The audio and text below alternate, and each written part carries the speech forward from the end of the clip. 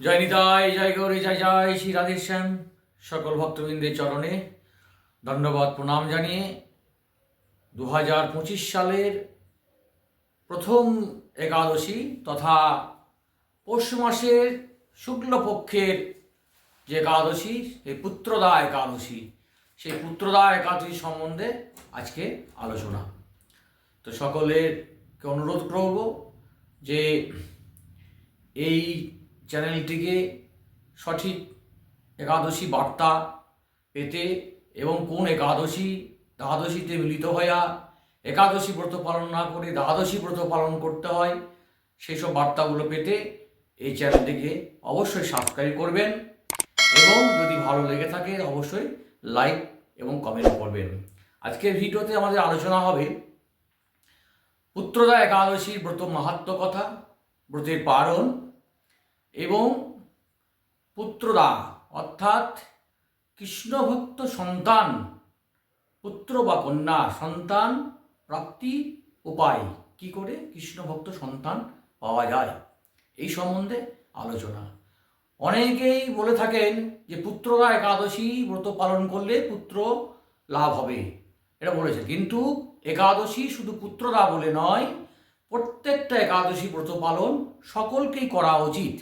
অন্যান্য ব্রত পালন করবেন কি করবেন না সেটা অবশ্যই পুণ্যের ব্যাপার, যদি করেন তো পুণ্যের ব্যাপার, কিন্তু একাদশী ব্রত করতেই হবে। একাদশী ব্রতের মধ্যে যে অন্ন থাকে, সেই অন্নে, একাদশী ব্রততে অন্নে কিন্তু পঞ্চশস্য, সেই পঞ্চশস্যের মধ্যে পাপ থাকে। সেই পাপ যাতে না স্পর্শ করতে পারে তার জন্য একাদশী ব্রত পালন করা অবশ্যই অবশ্যই কর্তব্য, প্রত্যেকেরই কর্তব্য। একাদশী ব্রত পালন করতেই হবে। পুত্রদা একাদশী, এই পুত নামক নরক থেকে উদ্ধার করে পুত্রদা একাদশী।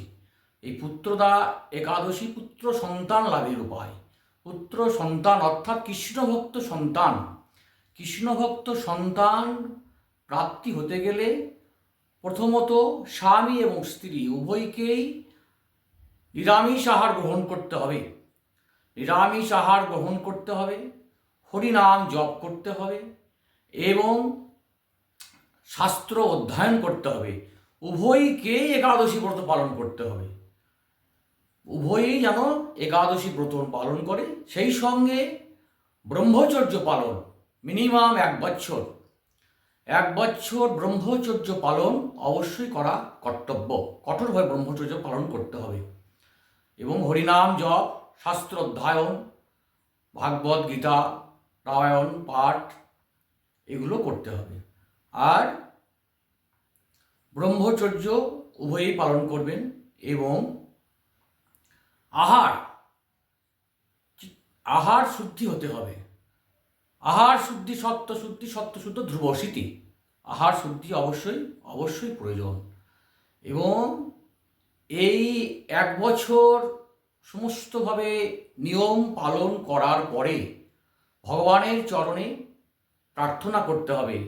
অনেকে হয়তো আজকে একটা বিশেষভাবে আলোচনা করব, আমার এক মহাত্মা কাছ থেকে শ্রবণ করা, আমি রেফারেন্স সহ আমি বলতে পারি। তো শাস্ত্রে যেটা বলেছেন, তো অনেকের হয়তো পুত্র হয়তো সন্তান হয়ে যায়, হয়তো কন্যা সন্তান প্রাপ্তির জন্য, অনেকে হয়তো কন্যা সন্তান হয়ে যায় পুত্র সন্তান প্রাপ্তির জন্য। সেই বিষয়ে আজকের ভিডিওতে এই পুত্রদা একাদশীতে আলোচনা করব। খুবই মন দিয়ে সকলেই শ্রবণ করবেন, হয়তো অনেকেই উপকার হতে পারে।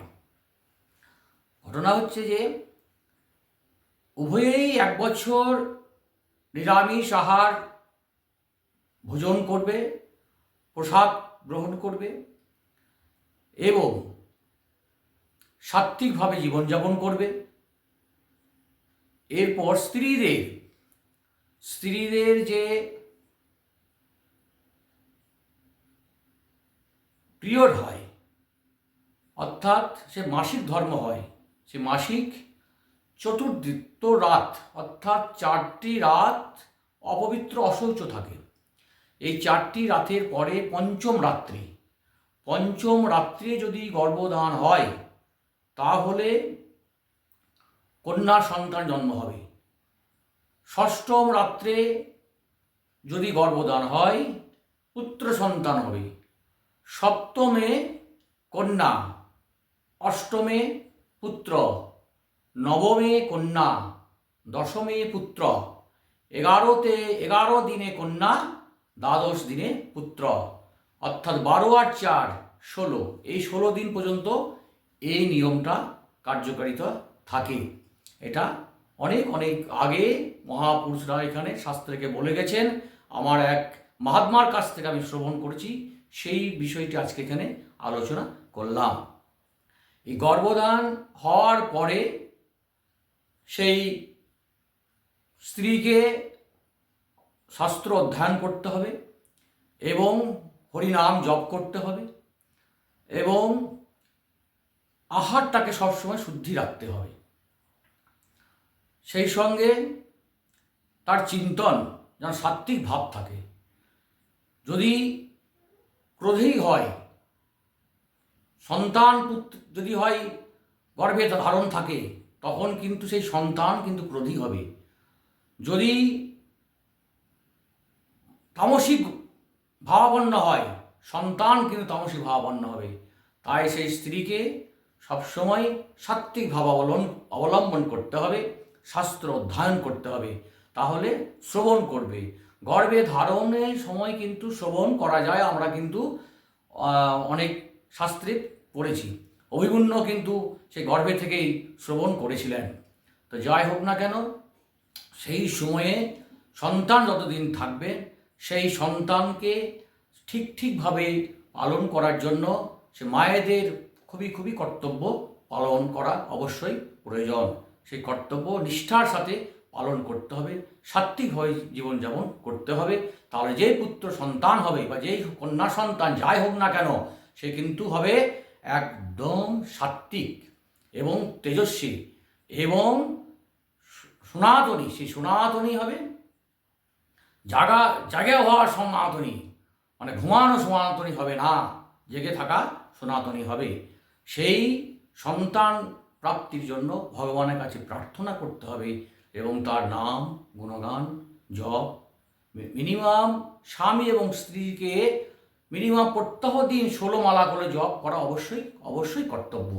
যদি অধিক পরিমাণে জপ করা যায় তা আরও বেশি মঙ্গল, আরও বেশি উত্তম।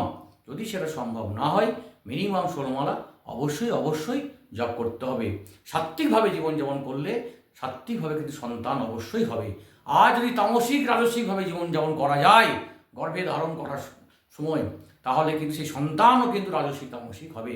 এটা আমাদের প্রত্যেককেই জানা উচিত এবং এই নিয়ম নিষ্ঠা এইভাবে আমাদের মেনে চলা অবশ্যই কর্তব্য। এই কৃষ্ণভক্ত সন্তান হলে, সাত্ত্বিক সন্তান হলে সেই পিতৃকুল এবং মাতৃকুল 21 পিঁড়ি পর্যন্ত, অর্থাৎ পিতৃকুলের 14 পুরুষ, আগের 7 এবং পরের 7, মাতৃকুলের 7 পুরুষ, এই 21 পুরুষকে উদ্ধার করবে। সেই পুত্র সকলেরই অবশ্যই কাম্য। সেই পুত্র পেতে হলে নিয়ম আজকে বলা হলো। আমরা ভগবান প্রিয় ভক্ত বলেছিলেন গীতাতে 12 অধ্যায়ের 18 এবং 19 নম্বর শ্লোকে, শত্রু মিত্র স্তুতি নিন্দা মান অপমান শীতোষ্ণ সুখ দুঃখ যাহার সমান, থাকিয়াও সংসারেতে আসক্তি রহিত, যাতে তাতে পরিতুষ্ট সদা যার চিত, স্থিরমতি নিরাশ্রয় মনি যেই জন, সেই ভক্ত প্রিয়মম পার্থ লক্ষণ। সেই প্রিয়তম ভক্ত হবে। 12 অধ্যায়ে ভগবান গীতাতে কিরম ভক্ত অবশ্যই বলেছে। তাই সকলেই এই প্রত্যেকটা একাদশী ব্রত পালন করুন। একাদশী ব্রত বাড়ি সকলে মিলে পালন করুন। তাই এখন আমরা যে আগামী 10ই